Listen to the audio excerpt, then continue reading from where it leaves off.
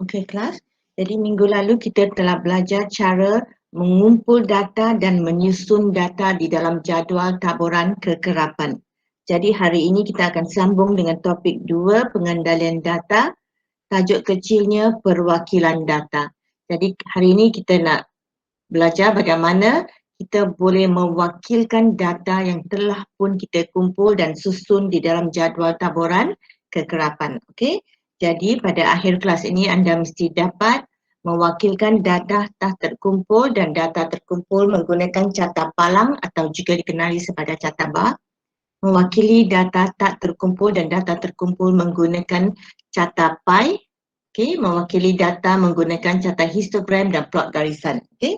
Di dalam tajuk ini, perwakilan data, anda akan belajar mewakilkan data menggunakan 8 cara, iaitu carta palang, carta pie, plot garisan, histogram, poligon kegerapan, OGIF, plot stem dan leaf, dan plot box dan plot. So ada 8 cara untuk mewakilkan data yang anda akan belajar dalam kursus ini. Okay. Untuk kelas hari ini kita akan fokus kepada 4 cara, iaitu carta palang, carta pie, plot garisan dan histogram. Okay. Okey, so kita mula dengan satu sampel data. Okey.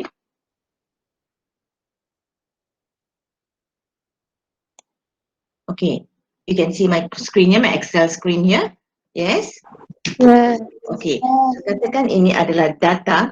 Katakan data ini adalah panjang satu langkah atlet lompat jauh. Okey, jadi atlet lompat jauh bila mereka ambil satu langkah berapa panjangnya dalam sentimeter. Okey, inilah data yang telah diperolehi. Jadi data ini adalah data sekunder. Jadi kita hendak mula melukis graf daripada data ini. Okey. Jadi mula-mula kita hendak lukis carta palang. Carta palang kita biasanya lukis menggunakan selang kelas dan frekuensi. Okey. Jadi kita lihat macam mana kita nak lukis carta palang ini. Okey. So anda tahu carta palang terdiri daripada palang segi 4 tepat dan di antara palang ini ada ruang. So all you have to do is select data anda. Okey. Select semua data yang anda hendak lukis. Okay, actually anda perlu tahu melukis semua carta ini secara manual and also using Excel or any other computer software. Okay. Lepas anda select, you go to charts, insert. Okay, insert charts. Okay, this is charts. Insert charts ya. Then you can pilih. Kita nak buat carta bar. Okay. So kita go to the bottom. More column charts. Okay. So inilah carta kita. So kita klik OK. So we have our carta di sini. Ini ialah carta bar. Kemudian kita kena semak paksi X-nya. Paksi X-nya ialah mewakili selang kelas. Ada tak 7 kelas di sini? 1, 2, 3, 4, 5 dan 7. And then semak paksi Y-nya, frekuensinya. Frekuensi yang terendah dari sifat, frekuensi yang tertinggi lah 18. Jadi mesti termasuk 18. Frekuensinya betul. Okay. Suatu carta itu mesti paksi X, paksi Y dan tajuk carta itu mesti di label. Jadi kita labelkan tajuk carta ini. Okay. Tajuk carta ini kita nak tukar kepada panjang langkah.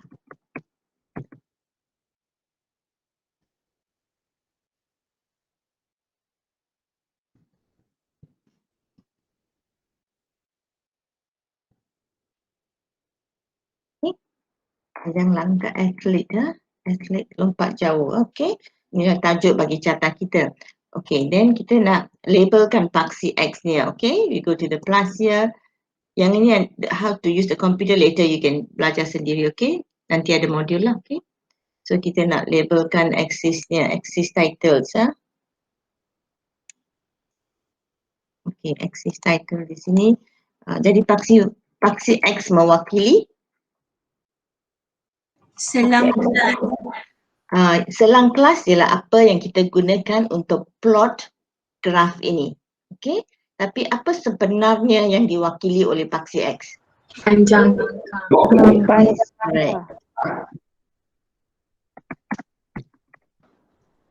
Panjang langkah unitnya pentingnya dalam sentimeter. Okey. So paksi Y-nya mewakili Bilangan bilangan atlet. bilangan Okay? Frequency. We can actually it mewakili frekuensi. Okay? Atlet korang spelling atlet.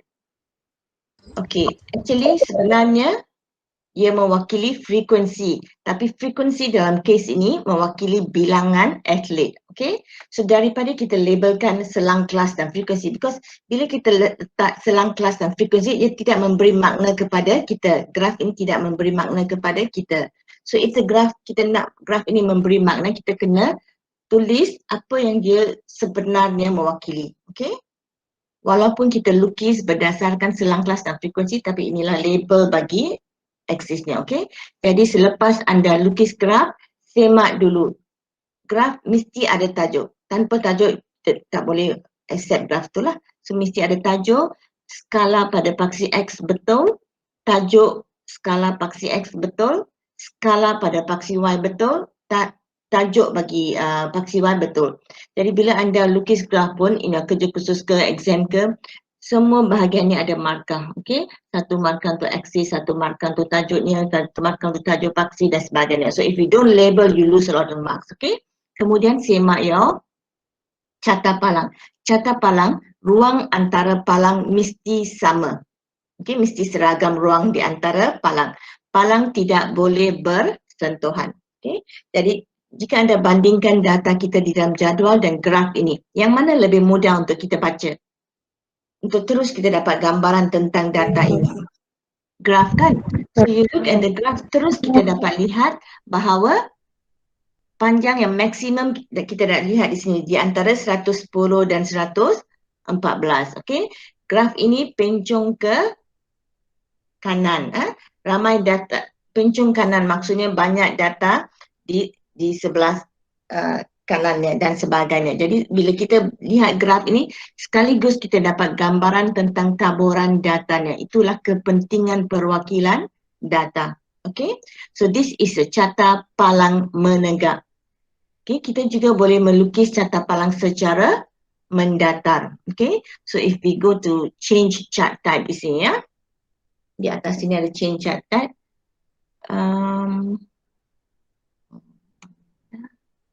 Okay, so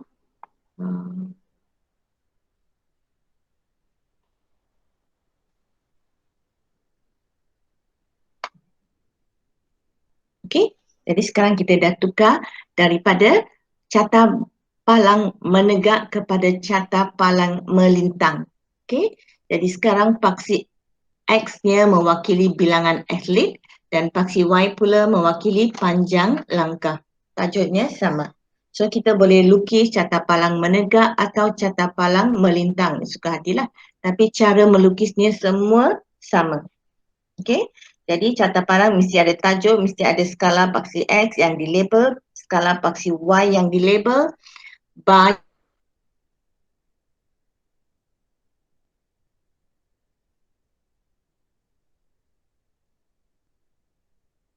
yang berbentuk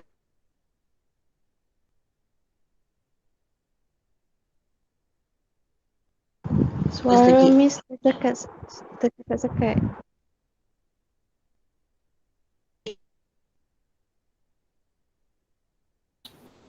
bar. Sorry Miss, we can clearly hear you. Okay, sekarang okay? Tersekat-sekat. Tadi tak dengar. Okay. Okay, I will try. Okay. My internet line is not very good today. Okay, itu masalahnya. Okay. Okay, so kita telah selesai dengan carta palang. Okay, I'm going to delete this. Okay, carta yang kedua yang kita hendak lukis adalah carta pi. Okay, apa yang kita perlu tahu untuk carta pi?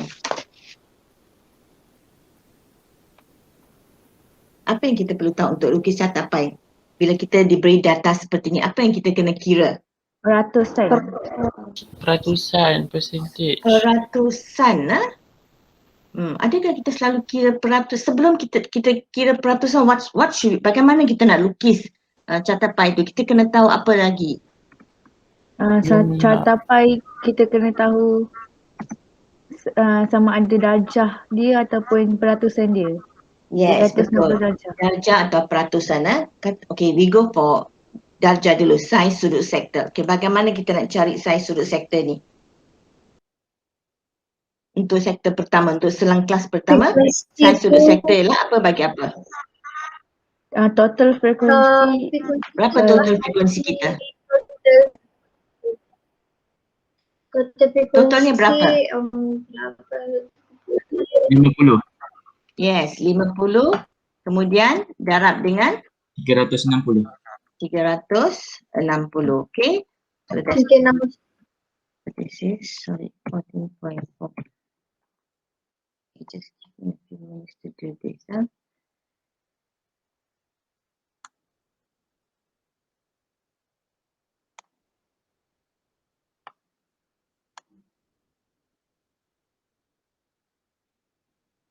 Okay, so this is our saiz sudut sektor.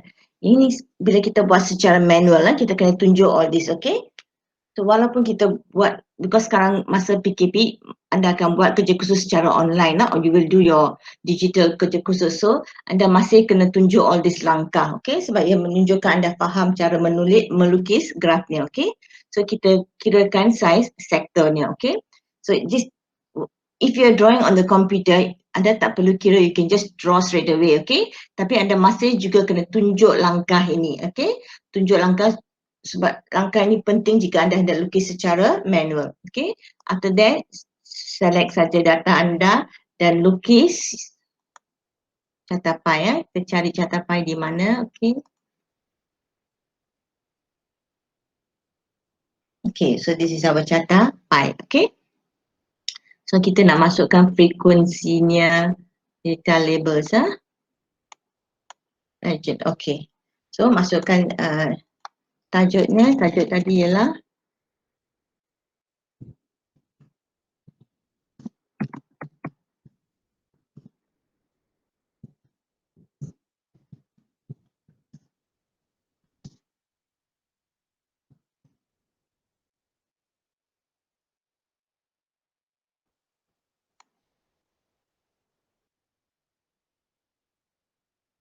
okay, kita dah lukis tajuknya, frekuensinya dah dimasukkan dalam catapai dan kita juga ada petunjuknya di sebelah kanan, okay? So this is our catapai.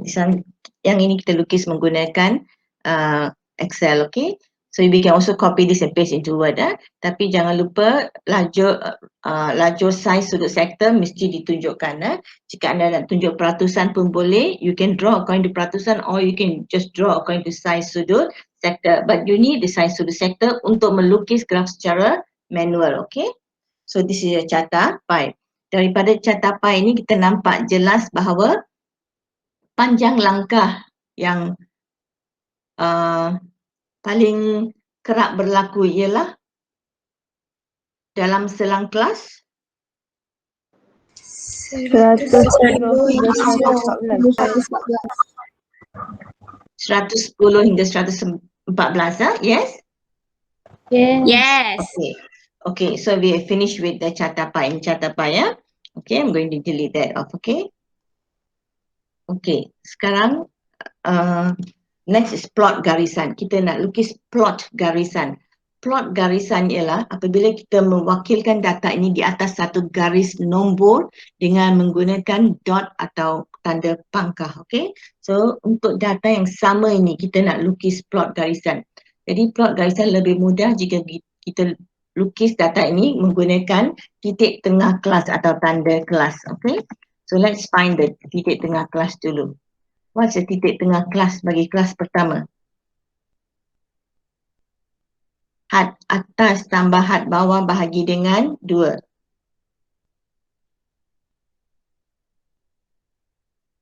So, what's the titik tengah? 102. And then? 107. Okay, continue. And then? 112. 117. 22.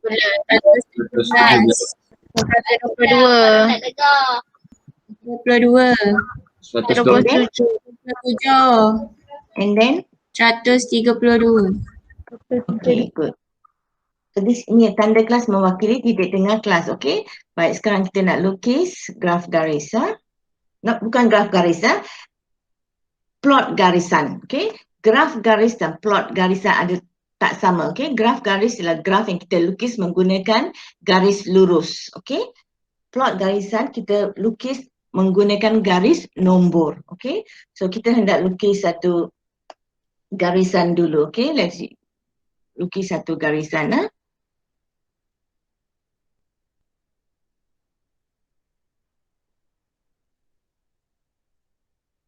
Okey.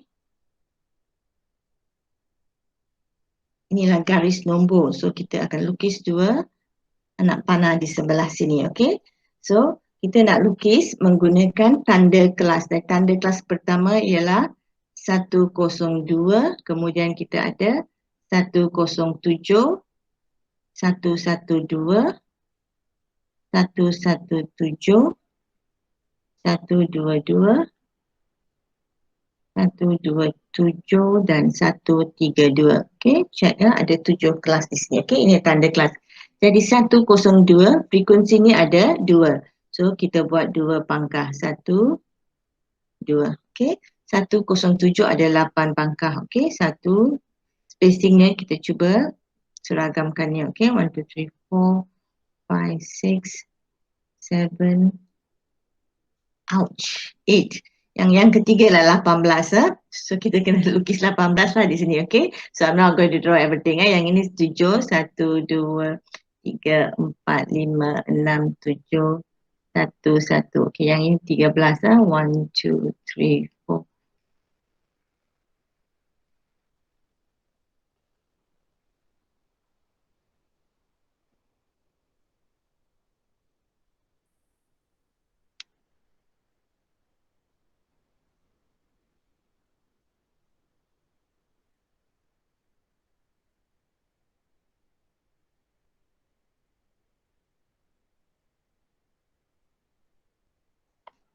Okay, yang tengah ni adalah 18.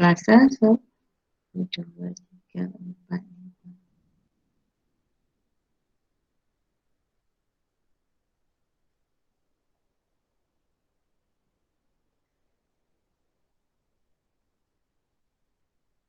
Okay, this ialah plot garisan. Okay, so cuma kita kena pastikan jarak di antara tanda ini adalah sama. Okay, supaya kita nampak seragam dan kita boleh baca dengan jelas. Okay, jadi plot garisan kita mewakilkan data, lebih mudah kita gunakan tanda kelas pada paksi garis nombor. Okay, ini ialah garis nombor. Okay, ia bukan paksi X, ia garis nombor. Okay. Inilah garis nombor, kita wakilkan tanda kelasnya, kemudian wakilkan semua frekuensi menggunakan pangkah atau kita juga boleh gunakan dot. Okay. Kita juga boleh gunakan dot seperti ini. Okay. Jadi graf ini dipanggil plot garisan. Okay. Dalam bahasa Inggeris dia dipanggil line plot atau dot plot. Jika anda nak buat rujukan, anda boleh gunakan ni ya, line plot atau dot plot. Okay, so ini cara kita melukis plot garisan. Jadi anda telah lihat bahawa dengan menggunakan data yang sama, kita telah melukis graf palang, catapai dan juga plot garisan. Setakat ini okey? Okay. Okay, so the last one yang kita hendak buat ialah kita hendak lukis histogram, okay? Jadi untuk melukis histogram, kita boleh lukis histogram berdasarkan selang kelas dan frekuensi atau kita boleh juga menggunakan sempadan kelas. Biasanya kita guna sempadan atas kelas. Kita nak kira sempadan atas kelas. Okey, sebelum kita kira sempadan atas kelas, untuk frekuensi, bila kita lukis frekuensi, kita mesti tambah satu kelas di atas dan satu kelas di bawah. Okay, so we are going to insert one row di atas dan di bawah. Okay, baik, kelas apa yang di atas ni? Frekuensinya ialah sifar. Kelas atas dan kelas bawah kita tambah satu kelas dengan frekuensi sifar. Okay. Okay, kelas yang paling atas yang kita tambah ialah, jika anda lihat kelas 99. Yes, 95 hingga 99. How do we get 95? Kita lihat saiz kelas ialah 105 tolak 100 ialah 5. Jadi saiz kelas ialah 5. Jadi 100 tolak 5 ialah 95. Okey, jadi 95 sampai 99. Di bawah sekali? 135 139. Okay, good. Okay, so kita telah pun tambah satu kelas dengan frekuensi sifar di atas dan bawah. Ini mesti buat untuk histogram, okay? Supaya histogram kita keluar secara seragam, okay? It comes out nicely. Okay, sekarang kita nak lihat sempadan atas. Sempadan atas bagi kelas pertama ialah 99.95. Betul. so you just check, okay, as I'm typing.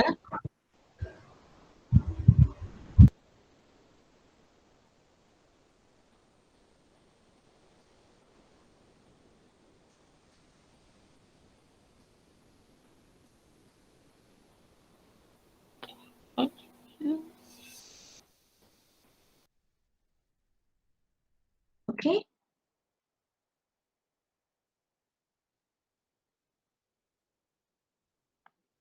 Okay, so kita dah ada sempadan atas kelas, frekuensi dan selang kelas. Okay, let's bina histogram kita berdasarkan selang kelas dulu, okay? So kita menggunakan selang kelas dan frekuensi untuk bina histogram, insert chart juga. So kita pilih yang sama macam tadi ya, bar chart, okay? Sebab tak ada histogram separately ya. So kita insert bar graph dulu, okay? Untuk histogram ha. Insert bar graph, masukkan title-nya tadi ialah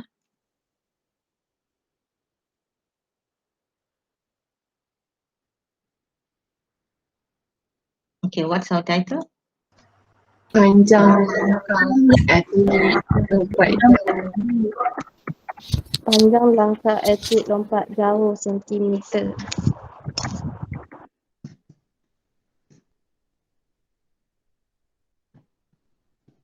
Okay.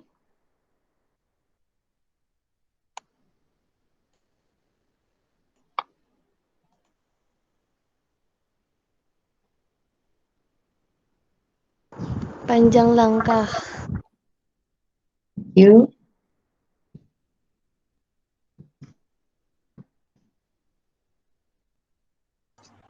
Sentimeter. Okay, we will come back to that. This is bilangan.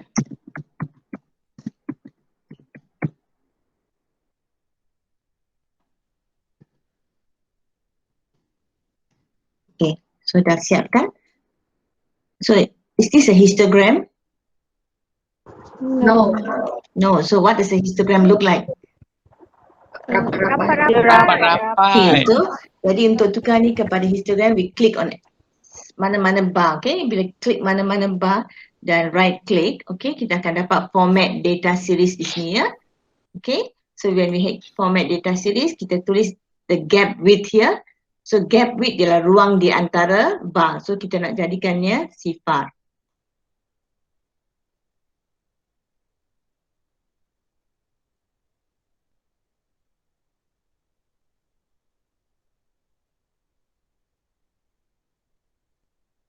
Okay, kita jadikannya sifar.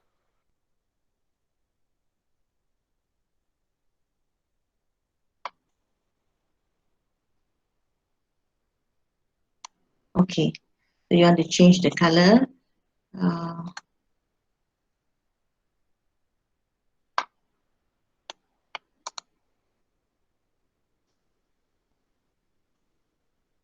Okay, so this is our histogram. Now it looks like a histogram. So lihat di bahagian awal histogram ni kita ada spacing yang sama dengan bahagian belakangnya. Jadi kita, that is why kita letak satu kelas dengan frekuensi sifar. Histogram kita tak boleh mula terus daripada paksi Y. Dia mesti ada satu ruang sedikit. Ruang di depan dan belakang mesti sama. So kita selalu tambah satu kelas kekerapan sifar di atas, satu kelas kekerapan sifar di sebelah bawah. Okay, so any questions about your histogram? Okay. Okay. Ada. Okay, bila kita ada data seperti ini, selang kelas dan frekuensi, bagaimana anda akan pilih kata apa yang anda hendak lukis? Katakanlah anda diberi data ini, this data ini di sini ya. So sekarang anda nak lukis carta apa yang anda akan pilih? Cara palang. Why? More easier. Lagi senang Sebab dia nampak. data berganda. Okay. Ketiga. Okay. Ada syarat sedikit di sini ya. Histogram sangat sesuai jika data itu adalah selanjar. Okay. Data is continuous, kita boleh gunakan histogram. Data discrete, kita gunakan carta palang. Di sini data kita selanjar ke atau discrete? Discrete. Selanjar. Selanjar atau discrete? Why discrete dan why selanjar? Selancar. Why Selanjar. selanjar? Sebab dia ada banyak. Because we put them in class one thing, and also because that is why kita ada sempadan kelas ni. Sempadan kelas ini dia mengasingkan kelas, pada masa yang sama dia ada kesinambungan dalam kelas itu, so that the data doesn't break. Okay, so selang pertama kita ada sempadan kelasnya dari 99.5 hingga 104. Jadi kelas yang berikutnya akan mula dengan 104.5 hingga 109.5. Jadi there is no gap in between the kelas. That is why data ini adalah selanjar, dan juga data ini kita ambil melalui ukuran.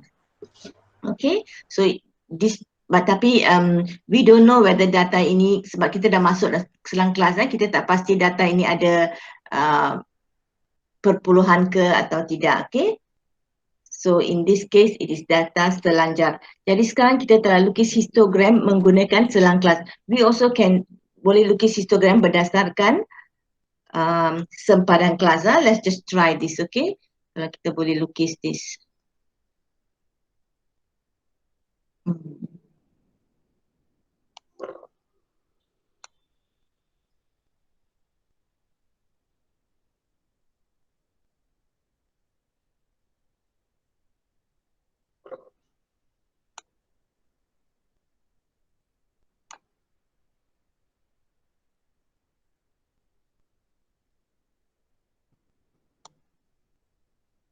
One minute.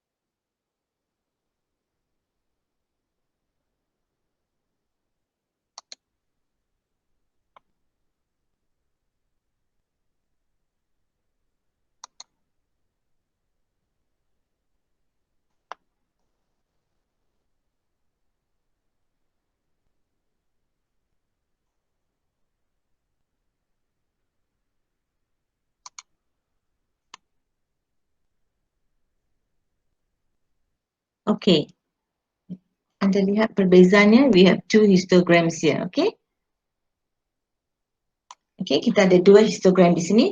Satu dilukis berdasarkan pada selang kelas, satu lagi dilukis berdasarkan pada sempadan atas. Okay, kedua-duanya sama, cuma it's exactly the same. Okay, cuma label pada paksi X-nya adalah, skala pada paksi X-nya adalah berbeza. Nampak tak perbezaannya? So histogram kita boleh lukis menggunakan selang kelas atau sempadan atas, atau juga boleh lukis menggunakan tanda atau titik tengah kelas. Okay, so histogram ada banyak cara untuk melukis. Actually bila ada data seperti ini, lebih sesuai kita lukis histogram. Okay, histogram will see very clearly lah. Kita nampak keselanjarannya dan taburannya dengan jelas. Okay, so any questions so far? Puan, Ya. maaf nak tanya, apa beza discrete dengan selanjar? Okey, data diskrit ialah data yang kita peroleh melalui bilangan, membilang dengan proses membilang. Data-data is like one by one, okay? Like bilangan pensel 1, 2, 3, 4. Okay, kita tak ada setengah pensel. Okay, it's either one or nothing. So itu adalah diskrit. Data selanjar ialah data yang kita peroleh melalui proses mengukur. Katakan berat badan. Berat badan seorang tu mungkin 39 atau 39.4, 39.9. Kita tak boleh pisahkan itu daripada, kita tak boleh pisahkan berat seseorang tu ini 1 kilogram, kita tak boleh pisahkannya, okey? Itu adalah data selanjar, dia berterusan. Semua data yang kita ambil melalui ukuran seperti suhu, panjang, berat, all this adalah data selanjar. Semua data yang menggunakan nombor bulat adalah discrete. Okay, does that answer your question? Faham? Faham ke? Faham. Okay, Faham good. pun jelas. Okay, so any other questions? Puan, saya nak tanya. Yes? Yang histogram tu kan dia pakai frekuensi yang sampai ke atas. Okay, tak jelas. Repeat the question please. Kan yang histogram warna hijau tu, yang punya porsi X, Okay. ada sepanjang langkah juga kan? Yes, tajuk everything else is the same. Cuma saya tak letak lah. Everything else is the same, okay? Cuma kita lukis berdasarkan sempadan kelas. Histogram yang jingga ini juga kita lukis berdasarkan selang kelas. Tapi ia mewakili panjang langkah. Paksi X dua-dua mewakili panjang langkah dan kedua-dua graf paksi Y-nya mewakili bilangan atlet. Datanya sama. Cuma cara kita melukis saja berbeza. Okay? Puan, Yes. kenapa plot garisan tak ada paksi X dengan Y? Plot garisan kita lukis berdasarkan garis nombor sahaja. Okay? Kalau plot tu tak tepat, Kenapa plot tu tak tepat?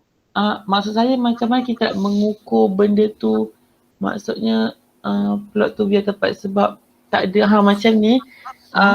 Kan kita tak ada, biasanya kalau kita ukur bawah tu macam X, tepi tu Y, tapi ni tak ada Y ni untuk Okay, I show you which is the plotnya Y. tepat. This is the Y. Okay? Ini ialah Y-nya. Cuma kita tak tulis dalam bentuk paksi. Kita tak tulis ini Y. Tapi inilah mewakili frekuensinya. Y ini mewakili frekuensi. Okay, this is actually the Y. Yang ini mewakili data X-nya, iaitu selang kelas ke, dan sebagainya. Okay?